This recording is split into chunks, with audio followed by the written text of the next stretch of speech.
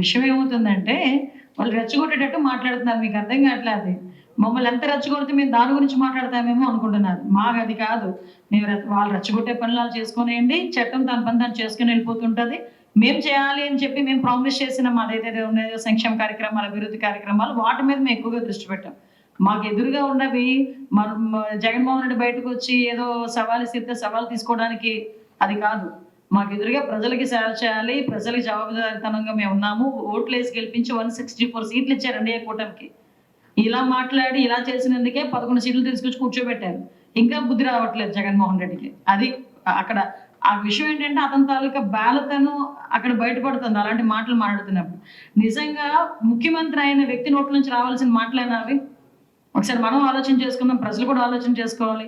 5 సంవత్సరాలు ముఖ్యమంత్రి చేసి 151 సీట్లతోని ఆ రోజు గెలిపించి కూర్చోబెడితే అతను 5 సంవత్సరాలు అడ్మినిస్ట్రేషన్ చేసి పోలీస్ వ్యవస్థ ఇండివిజువల్ గా పనిచేస్తున్న సంగతి తెలియదా? విఆర్లో ఏ పోస్టులు ఉంటాయి, విఆర్ అనేది శాంక్షన్ పోస్టులో కాదన్న సంగతి తెలియదా? నోటుకు వచ్చినట్టు అతను కామెంట్ చేయొచ్చా పోలీసుల్ని?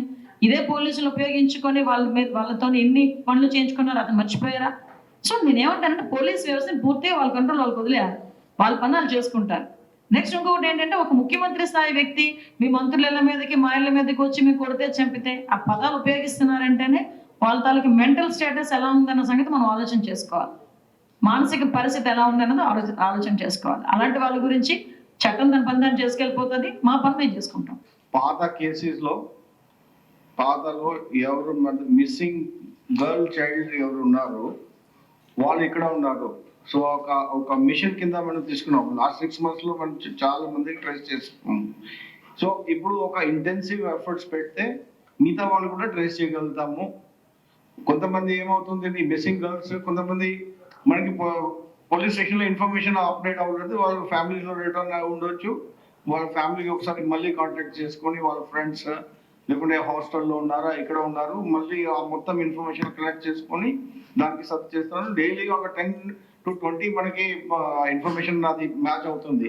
ఒక 1 month ఎఫర్ట్ పెడితే 0 పెండెన్సీకి వచ్చేస్తాము. సో ఓన్లీ ఇప్పుడు ఒక 300 వరకు ఉన్నారు.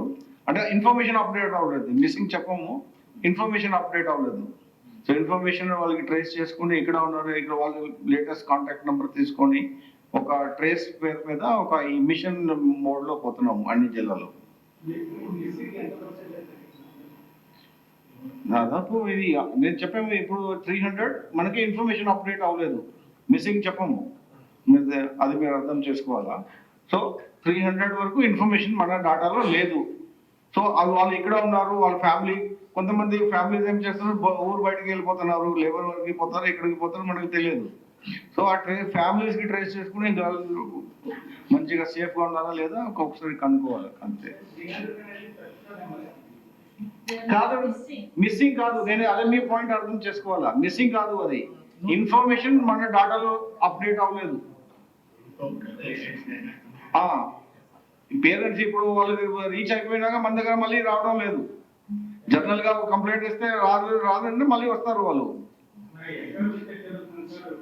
మిస్టేక్ అంటే పేరెంట్స్ మనకి చెప్పడం లేదు. మోడల్ పోలీస్ స్టేషన్స్ కూడా మీకు తెలియాలి, లాస్ట్ మేము ఉండేటప్పుడే దాన్ని తీసుకున్నాము. కొన్ని స్టేషన్స్ అయితే పూర్తయి లాస్ట్ 5 years లో మోడల్ పోలీస్ స్టేషన్స్ ఎక్కడ కూడా మనకి ఎక్కడ లేవు. ఇప్పుడు మళ్ళీ మేము తిరిగి తీసుకోవడానికి రెడీ అవుతున్నామండి. మాక్సిమం ఎక్కడ కూడా పోలీస్ స్టేషన్స్కి ఇన్ఫ్రాస్ట్రక్చర్కి ఇబ్బంది లేకుండానే చూసుకుంటున్నాం. 1 or 2 ఉన్నా కూడా అవి ఫిల్ చేస్తున్నాం, ఇబ్బంది ఏం లేదు.